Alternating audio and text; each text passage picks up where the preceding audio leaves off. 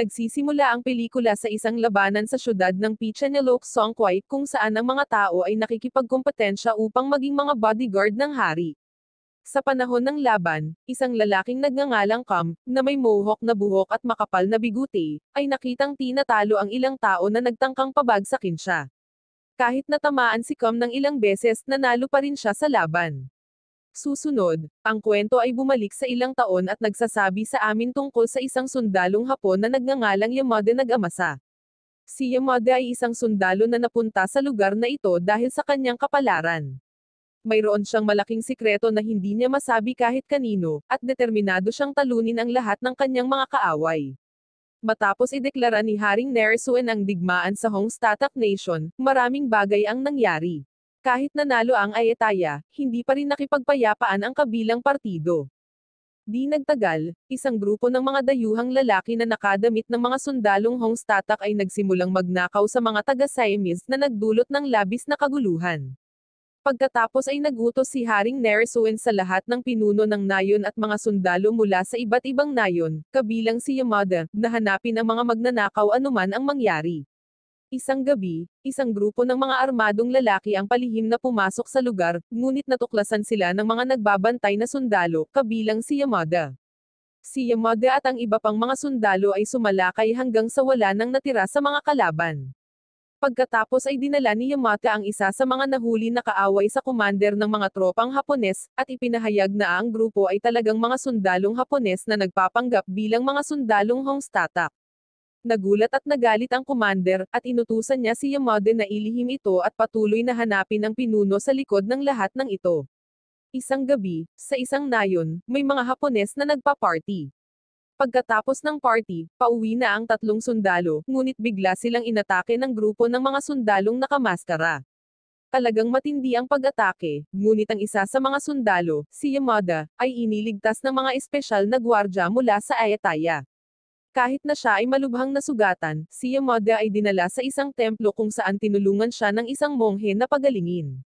Sa panahon ng pag-atake, nakita ni Yamada na ang pinuno ng nakamaskara na grupo ay si Kuroda, isang pinagkakatiwalaang miyembro ng mga tropang Hapones na gustong magrebelde. Nakatakas si Kuroda, ngunit talagang galit siya dahil nabigo ang kanyang plano at nalantad ang kanyang pagkakakilanlan. Inutusan ni Kuroda ang kanyang mga tauhan na hanapin si Yamada at patayin, kahit saan man siya matagpuan. Pagkaraan ng ilang araw, ang mga taga-Ayutthaya ay nagpapatuloy sa kanilang pang-araw-araw na pamumuhay, na nagbebenta ng mga produkto sa pamamagitan ng pagpunta sa bahay-bahay gamit ang bangka. Samantala, wala pa ring malay si Yamada. Pagkatapos ay dumating ang isang batang babae na nagngangalang Krathin upang suriin siya, at hindi nagtagal ay nagising si Yamada. Mabilis na tinawag ni Krathin ang kanyang nakatatandang kapatid na si Champa, na isang magandang babae. Noong panahong iyon, binigyan ni Champa ng tubig si Yamada. Tinanong ni Yamada kung nasaan siya, at sinabi sa kanya ni Champa na siya ay nasa Phitsanulok Songkhwai City.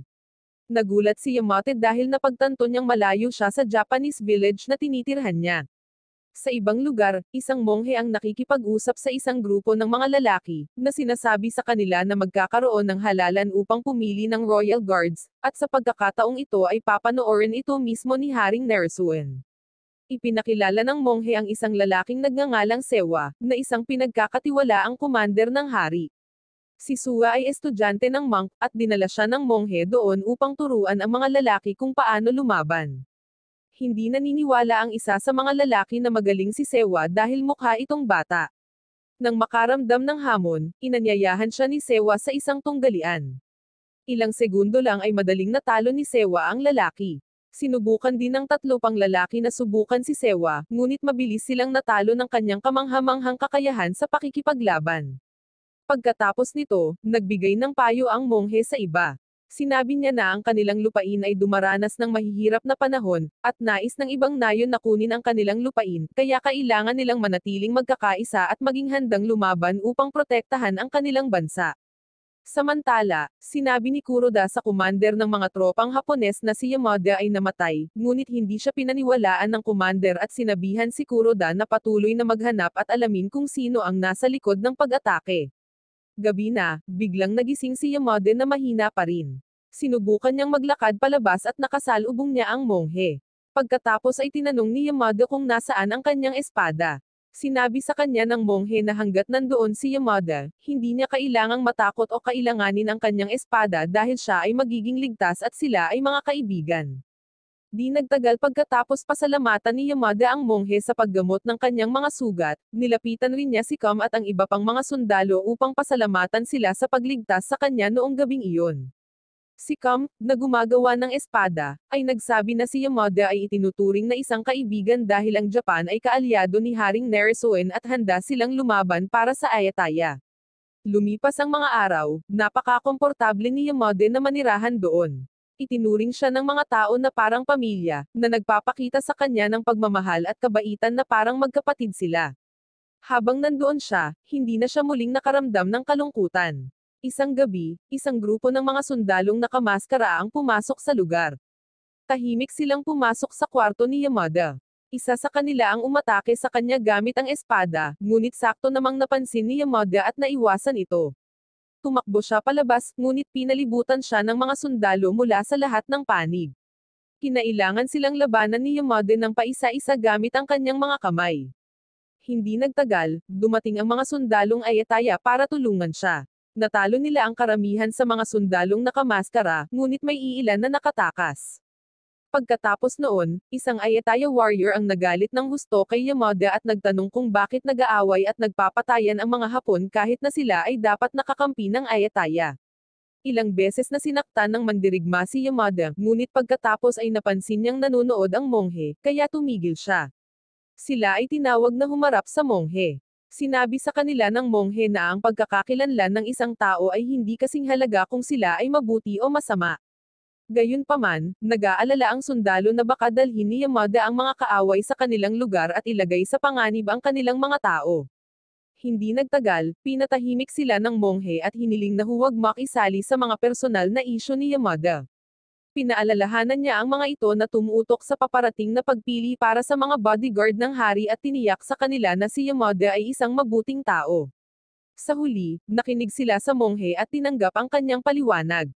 Samantala, bumalik kay Kuroda ang mga nakamaskarang sundalo na nakatakas.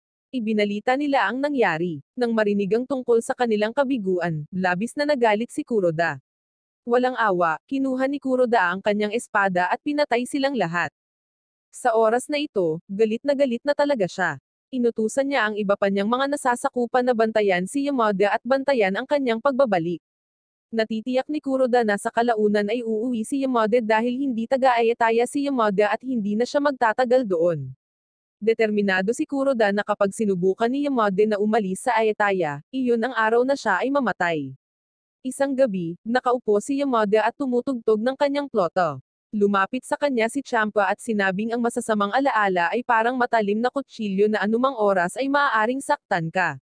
Idinagdag din niya na kung ayaw pag-usapan ni Yamada ang tungkol sa pag-atake sa kanya ng mga Hapon, hindi na niya kailangang magpaliwanag.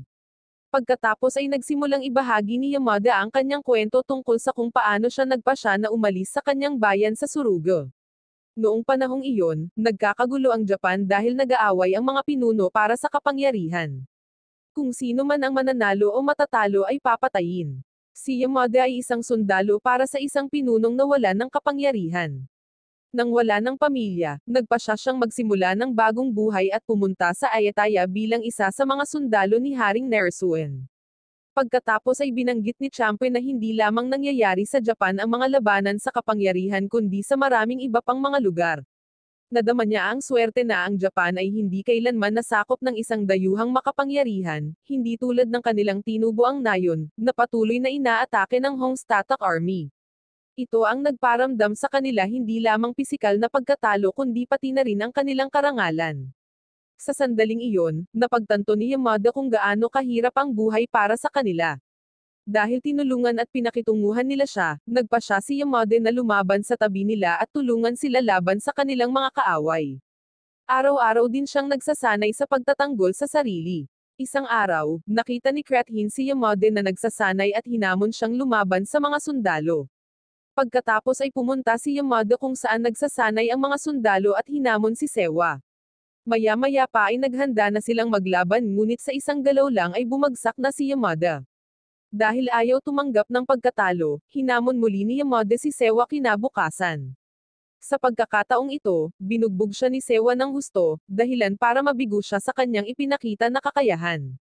Sa oras na iyon, nanatiling tahimik si Yamada, napagtanto na ang kanyang mga kakayahan ay malayo pa rin sa kanyang inaasahan.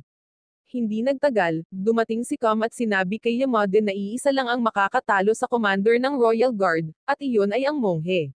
Nang marinig ito, mabilis na pinuntahan ni Yamada ang monghe, Yumuko, at nakiusap na maging kanyang guro. Noong una, tumanggi ang monghe, sinabi na ang kanilang martial arts ay ipinasa mula sa kanilang mga ninuno at hindi maaaring ituro sa mga dayuhan. Ngunit sinabi ni Yamada na kahit na hindi ito ang lahi kung saan siya ipinanganak, gusto niya na ito ang lugar kung saan siya ililibing kapag siya ay namatay.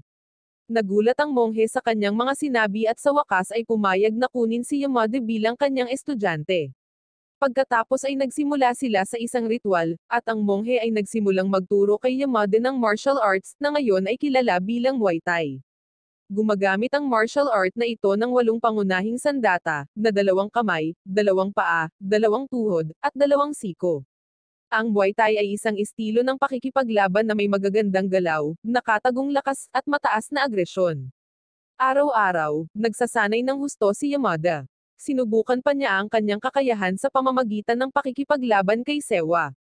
Inamin ng commander na malaki ang pag-unlad ng martial arts ni Yamada. Isang araw, habang nagsasanay si Kam, dumating si Yamada at binigyan siya ng espada na ginawa niya mismo. Ang espada ay pinaghalong estilo ng Japanese at Ayataya. Umaasa si Yamada na gagamitin ni Kam ang espada para talunin ang mga kaaway. Naging sobrang close sina Yamada at Kam, at sabay nilang pinaliguan ang mga elepante sa ilog. Makalipas ang ilang araw, matapos makitang handa na si Yamada, hiniling ng monghe sa kanya na lumahok sa pagpili ng personal na bantay ng hari. Matapos marinig ang tungkol sa mga responsibilidad ng Royal Guard, pumayag si Yamada na makilahok. Binigyan din ng monghe si Yamada ng tradisyonal na ayataya na mga tato sa kanyang katawan. Ang mga tato ay may mga sagradong liham upang ipaalala sa kanya na laging gumawa ng mabubuting gawa dahil ang walang hanggan sa mundong ito ay isang pusong marangal. Kinabukasan, nagsimula ang pagpili para sa personal na bantay ng hari, at ito ay direktang pinangasiwaan ni Haring Nersuen. Hindi nagtagal, pumasok si Yamada sa arena at tinalo ang lahat ng kanyang mga kalaban. Nang makita ito, humanga si Haring Nersuen at ngumiti. Sa huli, napili si Yamada bilang personal na bodyguard ng hari kahit na hindi siya taga-Ayataya. Nakita ni Haring Nersuen ang determinasyon ni Yamada at alam niyang talagang handa siyang ibigay ang kanyang buhay para kay Ayataya. Hindi nagtagal, dumating ang isang mensahero mula sa hari na may dala-dalang balita.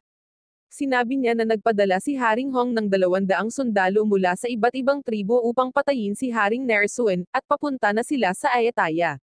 Si Haring Hong ay nagtataglay ng matinding sama ng loob sa mga Ayataya dahil namatay ang kanyang anak sa isang nakaraang digmaan sa kanila. Upang makapaghiganti, nagpadala siya ng maraming kawal at nangako ng malaking gantimpala sa kung sino man ang makakapatay o makakahuli kay Haring Nersuen. Nang marinig ni Haring Nersuen ang tungkol sa pag-atake, labis siyang nagalit. Inutusan niya ang kanyang 10 pinakamahusay na sundalo, kabilang sina Kam at Yamada, na pumunta at labanan sila. Si Kam at ang iba ay buong pananabik na tinanggap ang utos. Sa kagubatan, naghanda si Yamada at ang iba pa para maghintay sa kalaban. Hindi nagtagal, dumating ang mga kalaban na sundalo. Walang pag-aalinlangan, mahigpit na nakipaglaban si Yamada at ang kanyang grupo at isa-isang natalo ang lahat ng 200 kalaban, nang walang anumang awa. Matapos talunin ang lahat ng mga kaaway, bumalik si Yamada at ang iba pa sa Ayataya. Si Haring Nersuen, na naghihintay sa kanila, ay labis na natuwa at nagpapasalamat sa kanilang katapangan. Sa harap ng isang sagradong estatwa, nanumpa sina Kam at Yamada na maging magkapatid, na nangakong hinding-hindi magtataksil sa isa't isa at palaging protektahan ang Ayataya ng buong lakas. Pagkatapos noon, nag-enjoy silang manood ng tradisyonal na pagtatanghal ng magkasama. Isang gabi, hindi mapalagay si Yamada. Lumapit sa kanya si Champa at tinanong kung ano ang nasa isip niya. Sumagot si Yamada na kahit na nakaramdam siya ng labis na kasiyahan at kapayapaan sa Ayataya, nadama niya ang pangangailangan na bumalik sa nayon ng Hapon upang ayusin ang ilang hindi natapos na negosyo. Nang marinig ito, nalungkot si Krathin at Champa, na parehong umibig kay Yamada. Sa wakas, nagpa siya si Yamada na umalis at nakarating sa nayon ng Hapon. Nang makita siya ni Kuroda na kanina pa naghihintay sa pagbabalik ni Yamada ay agad niya itong hinarap. Pagkatapos ay sumiklab ang labanan sa pagitan ng samurai. Hindi nagtagal, maraming nakamaskara na samurai na sundalo ang sumama upang salakayin si Yamada. Biglang dumating si Kam para tulungan si Yamada at natalo ang mga sundalong nakamaskara na patuloy na dumarating. Nang makitang natalo ang kanyang mga sundalo, bumunot si Kuroda ng baril at itinutok ito kay Yamada, na nagpaplanong barilin siya, ngunit nakita ito ni Kam at mabilis na pumasok upang protektahan si Yamada, kaya siya mismo ang natamaan ng bala. Si Yamada, napuno ng galit matapos makita ang kanyang matalik na kaibigan na malubhang nasugatan, kaya pinatay niya si Kuroda. Si Kam, na lubhang nasaktan sa putok ng baril, sa kalaunan ay namatay. Pagkatapos ay dinala ni Yamada ang katawan ni Kam pabalik sa Ayataya at nagsagawa ng seremonya ng cremation para sa kanya. Habang tinutupok ng apoy ang katawan ng kanyang kaibigan, nakaupo doon si Yamada na walang magawa at nawasak ang kanyang puso sa pagkawala ng kanyang matalik na kaibigan. Nang panahong iyon, nangako si Yamada na lagi niyang alalahanin ang panata na ginawa nila ni Kam. Pagkatapos noon, nagpa siya si Yamada na manatili sa Ayataya, bilang ganti sa kabutihang ipinakita sa kanya ni Kam at ng mga taga-nayon. Wow naman! Doon nagtatapos ang pelikula mga idolo, salamat sa inyong panonood.